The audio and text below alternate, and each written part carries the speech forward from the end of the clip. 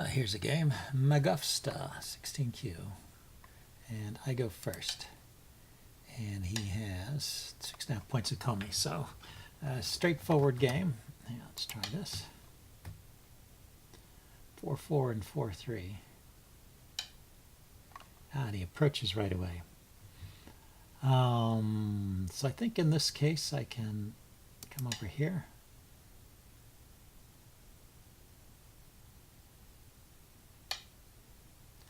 Approaches that corner too. Wow. Interesting. Is this maybe it's the case I want a pincer instead of backing off? Just to get a stone on the side here as well. Okay, that's a normal approach, and you're supposed to, I've made the mistake of trying to cut inside before, but you're supposed to block on this side. I looked it up afterwards, and then make this kind of funny arrangement with the pawn triangle here, the tiger's mouth. I don't know why you're supposed to do that exactly. I mean, it's not intuitive to me to play like this. It looks like you're giving up a lot, but I guess you're solid over here, and you can look out towards this side of the board and build territory over here. Okay, so he does the normal back off here.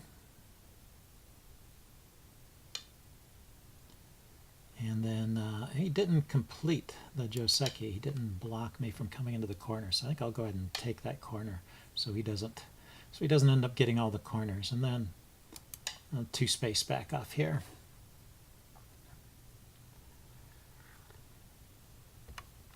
I don't know, maybe I could have played the star point there. Okay, so he's going for... I don't think he can cut here. I'll block. If he cuts, I'll cut. Okay, so he just goes and seals that corner. Let's do something about the big sides here. Well, let's see. There are a couple things. I could let's continue the fight in this corner since he didn't play any more over here. Let's see what he intends to do with that stone. Then I can jump out on this side. He likes to do this bending in. Let's secure that connection. And then let's Hane here. And I can make a territory on the side from those stones with a 2-space jump. He can cut immediately, so let's let's repair that connection first. And then let's do the 2-space jump, or maybe let's do a 3-space jump but low, trying to ask these stones where they're going. Okay, and let's block. And Hane here. Okay, so he wants to carve out this area. I can play one more move here because he's got to come back and defend. And he does. Okay, so let's think about the board situation now. I have some territory over here, potential territory over here. A little bit here, and I have, looks like, pretty good grip on this corner. He's got this whole corner here and this side, so I should probably dive in the middle. Question is how to approach this. Have more strength on this side, so maybe a closer approach over here.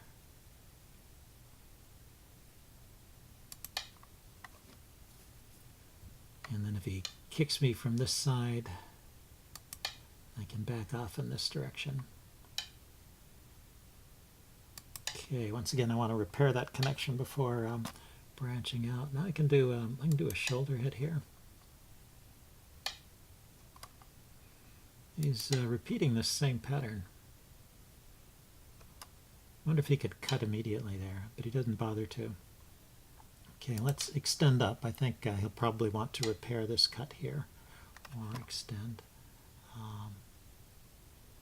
And let's make a tiger's mouth there. Then that's a little more territory here. So now I need to, let's make sure I stay connected here. One 2, 3, and then jump. So let's block here.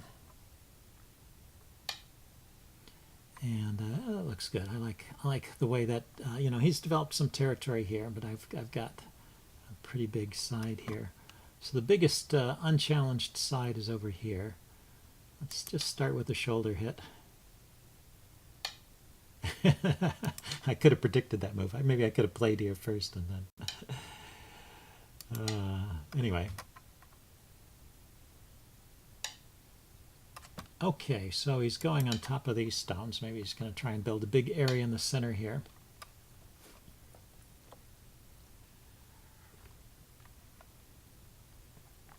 So if I put a stone in the middle here, just try and limit what he's going to do there. He hasn't really secured. So he didn't do anything. Okay, well, let's block in this direction then. And let's make something like a bamboo joint connection there. Okay, so he is really surrounding that stone. That's true. And he captured it. But we'll have a living shape over here. And I can keep jumping out in this direction. He's not building much territory over here that I can see. Actually, I don't know if this is a living shape.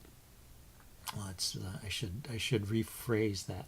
I think it can survive. I mean, I had the idea of branching out over here to connect to these stones as well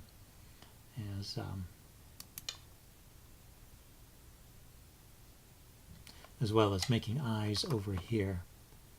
So let's connect. Oh, that was a misclick. He didn't cut. He probably should have cut there. So now this is connected over here. So I think that's good. So let's block on this side.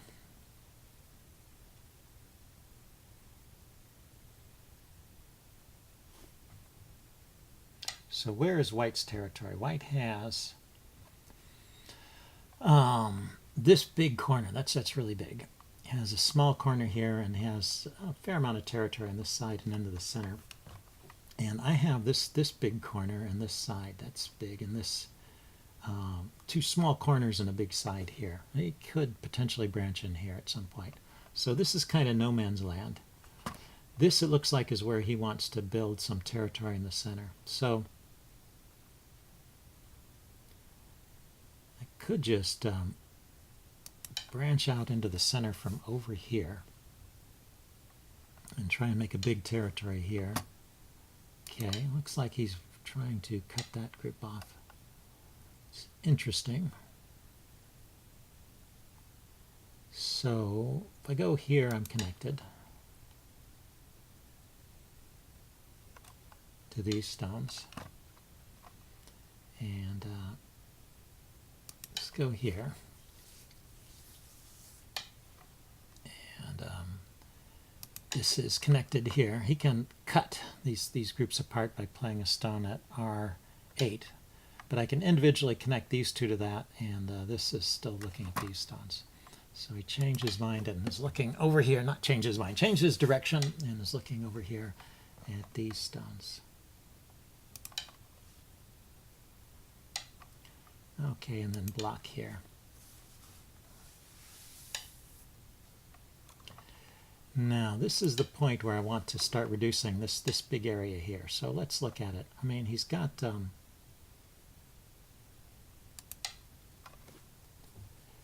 no real territory in here that I see. Well, maybe this area is fully enclosed. And then I can place a stone here. Yeah, it's very strange. He doesn't seem to be trying to defend that territory so much.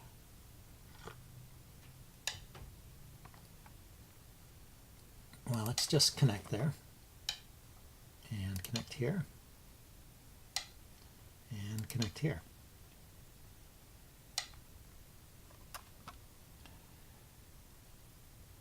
Okay, let's keep my group connected to here. Let's take away a little bit from his corner. Connect. And extend here.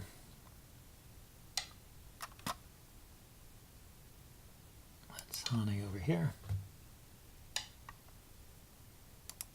And connect.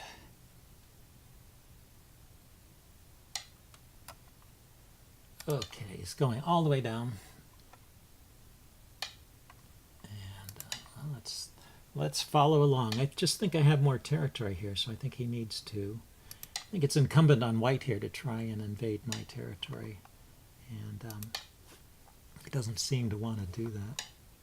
Okay, and he protected that. I wasn't sure if he was really going to protect there, because I couldn't place a stone there, he would take it. And if I placed a stone here, he could connect, and then that stone, I don't know if it's going anywhere.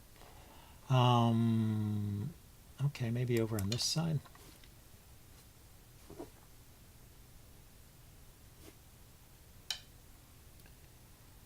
And if I try and connect underneath, he can cut me off, so I have to go here. Okay, so let's connect this way. This group was getting weak. He could have cut it off and then come in on this side, yeah, like he's doing. But now I've connected to the outside here, so it's going to live.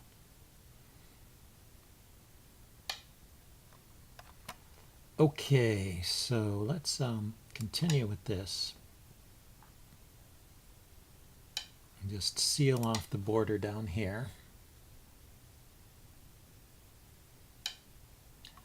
And then, yeah, he's just going to let me build this big box here. I think this should be good for me.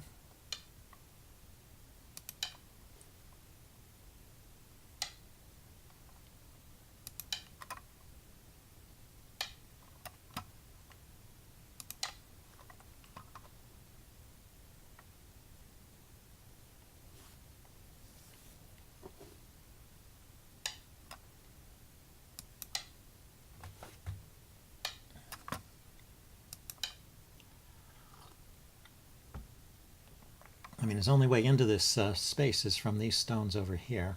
Or he could try and just throw a stone in the middle and see if he can survive. Which would be an interesting play. I mean, there's lots of space in here. Lots of space. So let's just connect. And here. And place a stone here. That's to keep these guys walled off. Block. And extend here. Okay, and then we'll just neaten up this border here.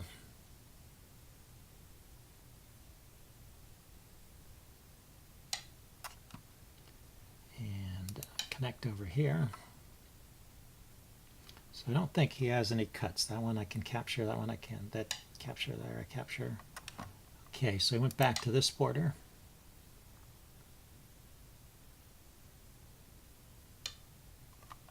And let's block here. And let's straighten out this border down here. Finalize, rather. Finalize this border. So I'm just thinking that I won by a lot looking at it. Where's his space? He has this group in here, he has this corner, and he has this big corner. So, what should I do? I should place one stone here in the middle to make it hard for him to jump in and run anywhere. And I'm going to place another stone here or here in the middle of this area to make it difficult for him to place anywhere inside of this group.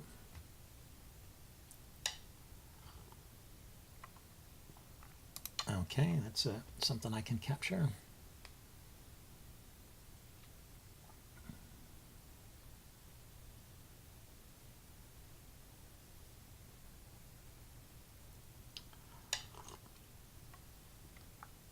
Okay, well that's kind of interesting, but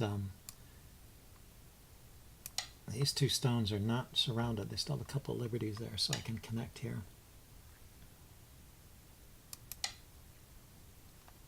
And I'm connected through to these stones over here, so it all is futile.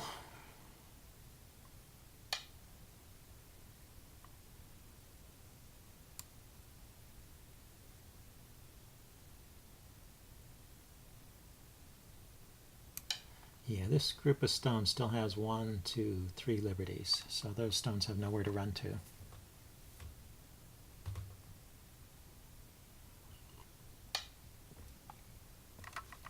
Okay, so he cuts in here. He has to extend. And I can cut him off here. Yeah, he's one cut short over here. But he did get that move with tempo. So let's take these and then see if he can somehow survive with these stones.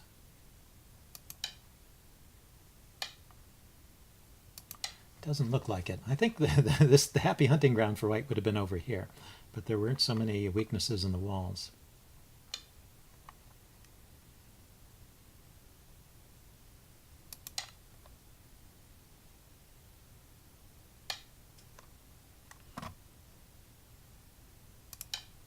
And these stones are all connected out to this side, so there's nowhere for him to run to. No groups that he can attack.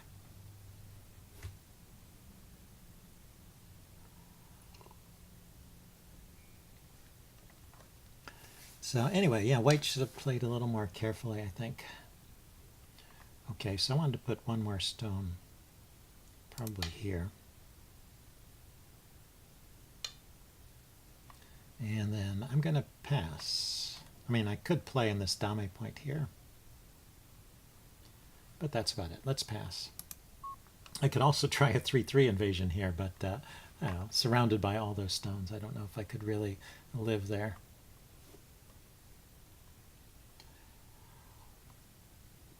Okay, so 110 to 66, so that was a pretty convincing win. Look at my rating, it's down to 16Q. If you look at my profile, I just wanted to show you what was going on here. I switched to playing just 19 by 19 games. I noticed that I was doing pretty well in the 13 by 13 games, but not so well in the 19 by 19 games. And you know, there's one example I had on the channel. I called it strategy versus tactics, where I actually won a lot of stones tactically and won some fights and still lost the game because my opponent just gained more territory. So I've been trying to play strictly 19 by 19 games to try and get a feel for the larger board. And you'll see in the last 1, 2, 3, 4, 5, 6, 7, 8, 9, 10. So I played 10 of those in a row over about 11-day period. So I'm not playing like huge numbers of games per day. I lost, of those 10, I lost 8 and won 2. Yeah, anyway, it caused my rating to decline. I was around 14. I was wavering between 13Q and 14Q, and knocked me all the way back to 16Q. But I think I'm gaining some understanding. Here, I wanted to show you this game, my previous game that I lost, because I made kind of a dumb mistake in the opening. Let's see, I was white in this game, and it's also an even game. I had white with 2.5 points of Comey. And he played the low Chinese opening, which I've played a lot. And I just placed a stone in here, and that's just not the move. I went and looked this up later, and the two moves are here, where black usually responds here. That's one way to play it. And the other way to play it is a more distant approach towards this stone, which is the low stone. And I'm not sure, maybe black also defends the side over here in some way. I'm not sure what black's reply is there. But anyway, the move that I played in the game, jumping in between two stones, it's just a bad idea. You're giving your opponent exactly what he wants. He's already got a stone on either side, so I've jumped into a situation where I don't have room to make a life. And then this small group of stones over here, I had to waste a lot of time to build very little territory. And if we jump ahead to the end of the game, once again I won some fights, and I gained some territory in the center. Where's the key fight? I mean, there were some weaknesses in the wall over here, so there was a fight for those stones, and I managed to invade and win those this group of 4 stones. Yes, let's see how I did this. Yeah, I looked at this cut, and if he needs to protect this group over here, because I'm threatening to cut here and just win this group. So he protects, and then I extend, and now I can actually capture these stones. least the way he played it, I was able to capture them. I don't know if that was guaranteed that I could capture that. But even after that, you know, winning that little battle and gaining what I thought was a fair amount of territory, right? I built a big amount here. I still ended up losing this game, and it turned out to be a close game. Let's go all the way to the end.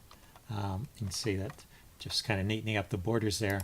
It was a half a point game at the end, so it was a close game. But on the other hand, I won the fight, so I should have really done better in that game than I did, and I think it's because of the way I started out in the beginning. So somehow, I've kind of lost my way in terms of playing these large board games, understanding where the best way to play is here. So looking at the low Chinese opening, I mean, this is specific to one opening, but it's a general idea that you don't want to jump into where your opponent is so strong, unless you have nothing better to do and you just want to cause a little trouble. But as long as there's big open spaces on the board like this, these approaches not only limit how far black can grow, but also start to build territory for you on either the top or the bottom.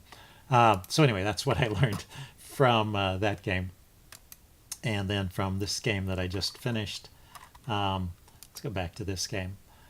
My opponent, was just playing kind of slowly. He was shoring up his walls here, so I didn't win any particular fights. I just had to defend against his invasions later when he just let me build too much territory. But anyway, it is nice to get a win in. So I will see you guys later. Bye.